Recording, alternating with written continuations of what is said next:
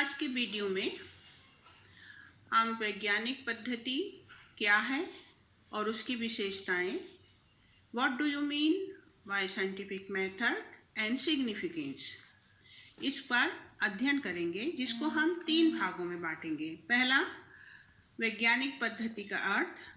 दूसरा, परिभाषा। तीसरा, विशेषता। अब हम अपना विषय स्टार्ट करते हैं। According to Karl Pearson, there is no shortcut to truth, no way to gain knowledge to the universe except through the gateway of scientific method. Growth of science has variably been accompanied by the development research methods. This method is also called a scientific method. Science has been popular world as an accumulation, a systematic knowledge. A world systematic and knowledge are very important in this connection. Knowledge means to the goal of science. Why? Systematic means to the method that is used in reaching that goal. In fact, the aim of any kinds of study, whether scientific or otherwise, is to acquire knowledge, to know the truth and reality behind a phenomena. Thus, it is systematic, which ultimately distinguishes science from other branches of knowledge. यहाँ पर हम देखते हैं कि Karl Pearson जो हैं, उनका कहना है कि साइंस, वैज्ञानिक पद्धति जो है, एक ऐसी पद्धति है जिसके द्वारा किसी भी विषय का अध्ययन किया जा सकता है, चाहे वो साइंस से संबंधित हो, चाहे वो आर्ट से संबंधित हो, चाहे वो इंजीनियरिंग से संबंधित हो। किसी भी विषय का अध्ययन जब हम साइंटिफिक मेथड के अनुसार करते हैं, तो उस विषय के आधार पर जो निष्कर्ष निकलते हैं, वो निष्कर्ष पूरी तौर से सत्य होते हैं, जिनके संबंध में किसी भी प्रकार का संदेह नहीं किया जा सकता है। इसीलिए कार्ल पियर्सन अपने अध्ययन में, अपने परिभाषा में लिखता है कि सत्य के लिए कोई संक्षिप्त मार्ग नहीं है। विश्व का ज्ञान प्राप्त करने के लिए वैज्ञानिक पद्धति के द्वार से ही गुजरना पड़ता है। सत्य के ज्ञान के लिए वैज्ञानिक पद्धति ही एक ऐसी पद्धति है जो सार्वभौमिक है, परंतु उसका अध्ययन हम किसी शॉर्टकट या हाथ-पांच रीति से नहीं कर सकते हैं। वैज्ञानिक पद्धति के आधार पर जो निश्चित अध्ययन पद्धति निर्धारित की गई है, उसी पद्धति के द्वारा अध्ययन करना होगा। फिर हम देखते हैं कि लुंडबर्ग कहता है, Lundberg says scientific method consists of systematic observation, classification, and interpretation of data. The main difference between our day-to-day generalization and the conclusion usually recognized as a scientific method lie in the degree of formality, rigorousness, verificationability, and general validity of the latter. According to Cech, science goes with the method and not with the subject matter. Karl Pearson has also supported this view when he says the unity of all sciences consists alone in its methods, not in its materials. So now we must first of all decide the characteristic of scientific method. तो इस तरह से Lundberg कहता है कि यदि किसी व्यक्ति को कभी इस प्रकार का भ्रम नहीं पालना चाहिए कि वो समस्याओं का समाधान किस प्रकार से कर सकता है। किसी भी सामाजिक समस्या या प्राकृतिक समस्या का समाधान हम उनकी घटनाओं के निष्पक्ष और व्यवस्थित अवलोकन के द्वारा, सत्यापन के द्वारा, वर्गीकरण तथा विश्लेषण के द्वारा कर सकते हैं। तो अपनी परिभाषा में लुंडबर्ग इस बात को स्पष्ट करता है कि साइंस का जो मेथड है, जो एक सिस्टमैटिक पद्धति है, उस पद्धति में ऑब्जर्वेशन, क्वालिफिकेशन एंड इंटरप्रिटेशन की जरूरत, क्लासिफिकेशन, इंटरप्रिटेशन की आवश्यकता होती है और उसके आधार पर जो अध्ययन किया जाता है वह अध्ययन साइंटिफिक होता है। चेस कहता है कि साइंस जो है वो एक पद्धति है, वो कोई सब्जेक्ट मैटर नहीं है कि हम कहें कि ये आर्ट्स है तो ये साइंस है तो ये इंजीनियरिंग है, ऐसा नहीं है। ये एक पद्धति है और इस पद्धति के द्वारा हम किसी भी विषय का अध्ययन कर सकते हैं और जो अध्ययन होगा उसका निष्कर्ष जो होगा वो साइंटिफिक होगा। उसका चेस का सपोर्ट फिर से कार्ल पियर्सन करता है और वो भी कहता है कि साइंस जो है वो एक मेथड है, वो एक सब्जेक्ट मैटर नहीं है, मटेरियल नहीं है कि किसी विशेष सब्जेक्ट का ही अध्ययन साइंटिफिक मेथड के द्वारा किया जा सकता है। तो इस आधार पर, जैसे कि लुंडबर्ग ने अपनी परिभाषा दी है, उसके आधार पर हम कह सकते हैं कि वैज्ञानिक पद्धति की मुख्य विशेषताएं कौन कौन सी है। विज्ञान में विचारने का ढंग है और सभी प्रकार के विचार एक तरफ एक समस्या के प्रत्युत्तर के रूप में उदित होते हैं। इस तरह से हम पाते हैं कि विज्ञान भी क्या है, एक विचार करने का तरीका है और सभी प्रकार के विचारों का प्रत्युत्तर यदि हमें ढूंढना है तो हम उसे केवल साइंटिफिक मेथड के द्वारा देख सकते हैं। तो इस तरह जो विशेषताएं हैं, उन विशेषताओं को हम 5 भागों में बांटते हैं। पहला है सत्यापन अथवा वर्गीकरण, वेरिफिकेशन एंड क्लासिफिकेशन। दूसरा है ऑब्जेक्टिविटी, तटस्थता। तीसरा है डेफिनेटनेस, निश्चितता। चौथा है जनरलाइजेशन, सामान्यीकरण। और 5वां है प्रिडिक्शन, मीन्स भविष्यवाणी करना। तो अब हम देखते हैं कि वेरिफिकेशन, फर्स्ट जो है वेरिफिकेशन है, result of the scientific methods are invariable, correct and dependable. They do not differ according to circumstances, place and time. The conclusion drawn through the scientific method are subject to verification at any time. Verificationability presume that phenomena must be capable to being observed and measured. This will being greater executive to our verification. अर्थात वैज्ञानिक पद्धति के अंतर्गत जो अध्ययन किए जाते हैं उसमें सत्यता होती है। विषय को, तथ्यों को एक दूसरे एकत्रित करके उनका वर्गीकरण करके और फिर उसके आधार पर निष्कर्ष निकाले जाते हैं। तो ये जो निष्कर्ष होते हैं, ये निष्कर्ष प्रामाणिकता पर बल देते हैं। इसकी प्रामाणिकता पर कभी भी संदेह नहीं किया जाता है। इनके द्वारा संकलित जो आंकड़े होते हैं वो सही होते हैं, जैसी स्थिति है उसी के आधार पर उनको आंकड़ों को एकत्रित किया जाता है। इसकी प्रामाणिकता की जांच कभी भी हो सकती है, उसमें किसी भी प्रकार का दो मत नहीं है। यदि समय और काल में अंतर नहीं है तो इसकी प्रामाणिकता को कितने भी समय के बाद और किसी भी स्थान पर फिर से इसकी जांच की जा सकती है। इसलिए कहा जाता है कि वैज्ञानिक पद्धति के जो अध्ययन होता है उसमें सत्यता होती है, उसमें किसी प्रकार के संदेह का प्रश्न नहीं रहता है।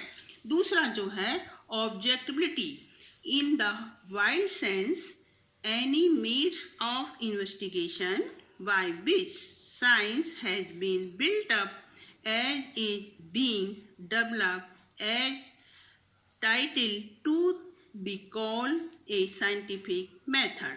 The main criteria of objectivity is that all persons should arrive at the same conclusion about the phenomena. For example, when we say coal is black, it is an objective statement because coal will appear black to all the people. But if we say that coal is the most useful mineral, the statement may not be purely objective.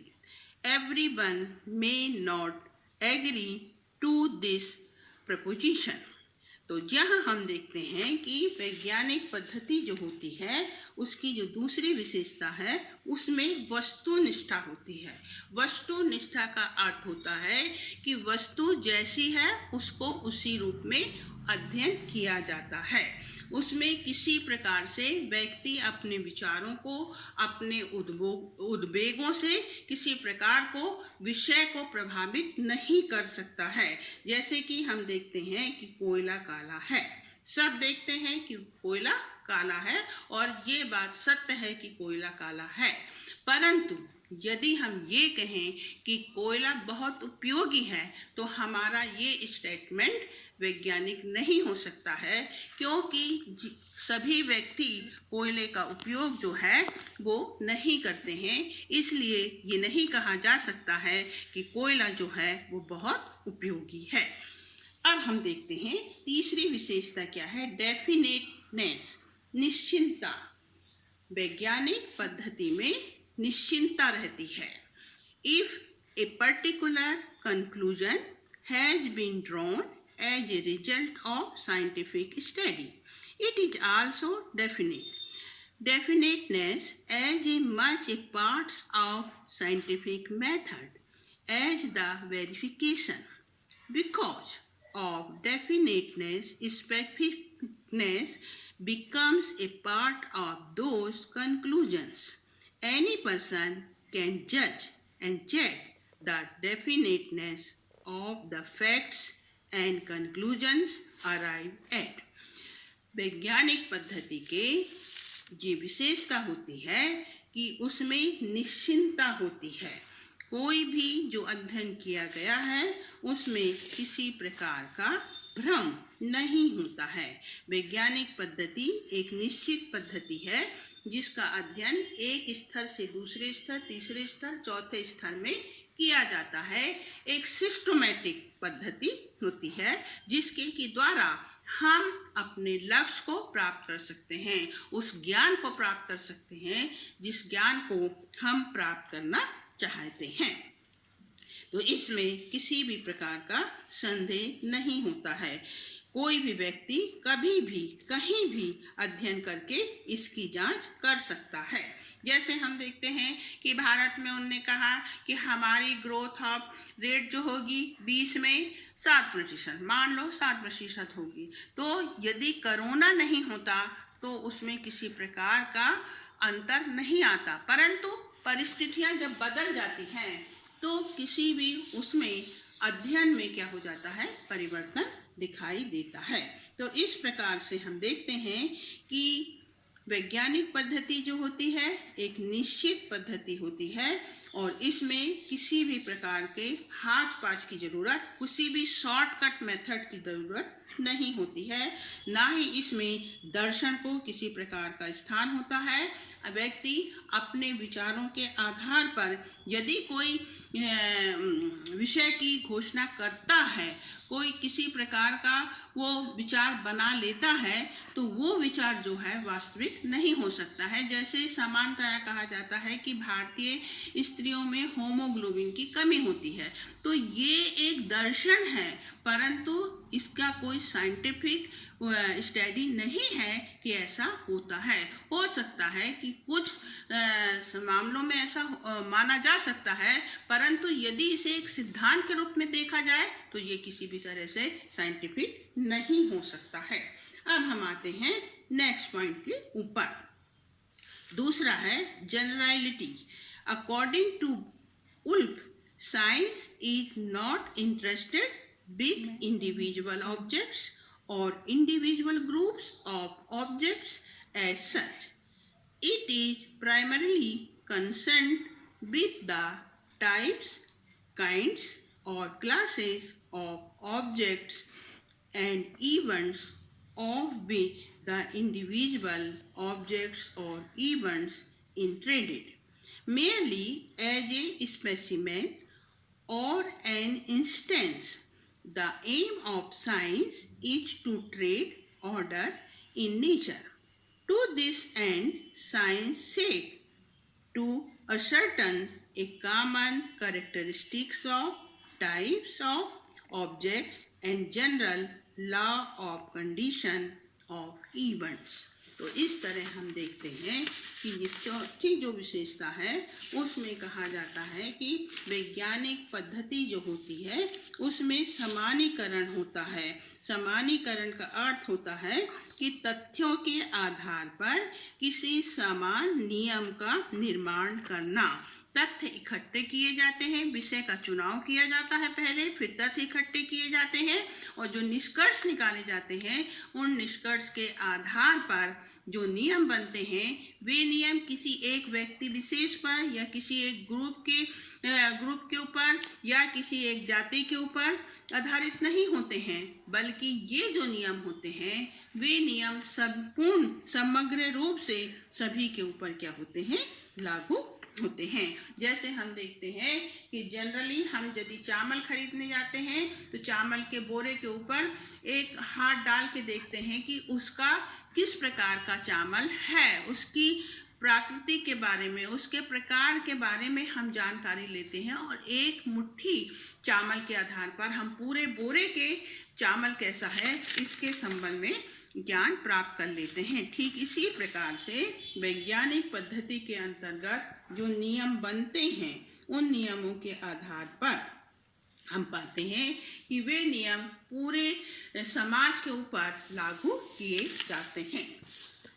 Last जो है उसे हम कहते हैं predictability, भविष्यवाणी करना। तो science की जो आखिरी विशेषता है उसमें हम देखते हैं predictability.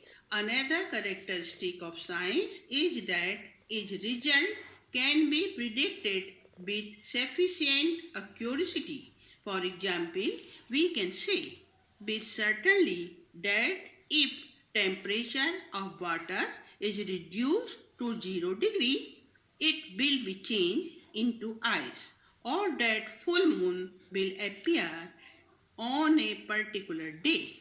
Predictability is based on two factors: fixity of relationship between cause and effect, and the stability of correlative factors themselves.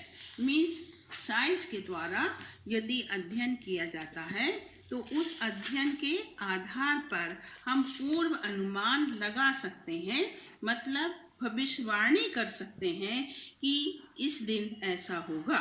जैसे कि कहा जाता है कि इस 0 डिग्री पर जाकर पानी जो है वो बर्फ बन जाता है, इसमें कोई दो मत नहीं है, कहीं पर भी 0 डिग्री पर पानी बर्फ बन जाता है।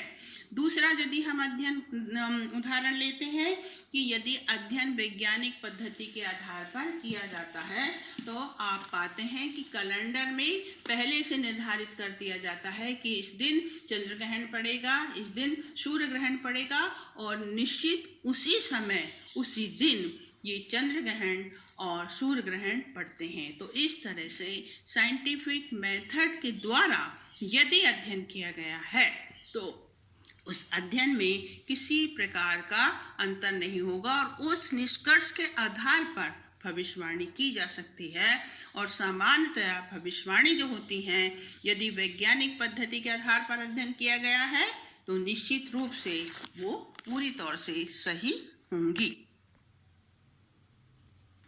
अब यदि आपको मेरा वीडियो अच्छा लगा तो आप उसको लाइक कीजिए, शेयर कीजिए, सब्सक्राइब कीजिए, कमेंट्स कीजिए कि आपको विषय अच्छा लगा या कहीं पर आपको समझ में नहीं आया है तो आप मुझसे पूछ सकते हैं।